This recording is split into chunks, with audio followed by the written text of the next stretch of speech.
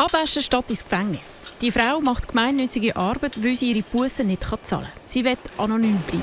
Ich bin am Montag, Mittwoch, Donnerstag und Freitag da. Sie arbeitet hier wegen Verkehrsbussen und weil sie ohne gültiges Billett unterwegs war. 480 Stunden gemeinnützige Arbeit muss sie leisten. Die Höhe von ihren Bussen verratet sie nicht.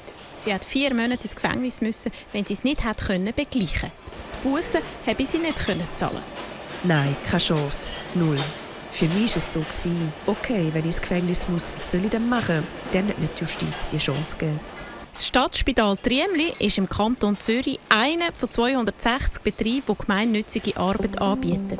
Laut dem Gesetz kann man Bussen, Geldstrafen und Haftstrafen von maximal 6 Monaten umwandeln. Und die verurteilte Person muss die Umwandlung innerhalb einer bestimmten Frist beantragen.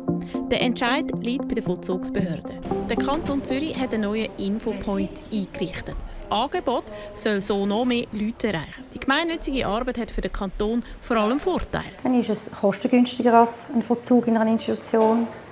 Es ist eine sinnhafte Tätigkeit im Dienst der Allgemeinheit und bietet dem Klienten eine gute Chance, wieder Tritt zu fassen. In der Schweiz geht die Zahl der Umwandlungen von Bussengeld und Freiheitsstrafen in gemeinnützige Arbeit zurück.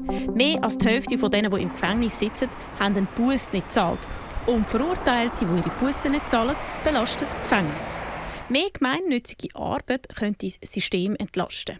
Dafür müsste man aber die Umwandlungsfrist abschaffen und die Betroffenen besser begleiten, sagt der Experte. Man muss wissen, viele Leute, die eben so unzahlte Bussen haben, sind Leute, die kein Geld haben, sind randständig, die auf der Gasse leben, Drogenprobleme haben. Und die muss man begleiten, dass das funktioniert. Die Frau aus Zürich hat den grössten Teil ihrer Strafe schon abgearbeitet. Ende September ist sie fertig.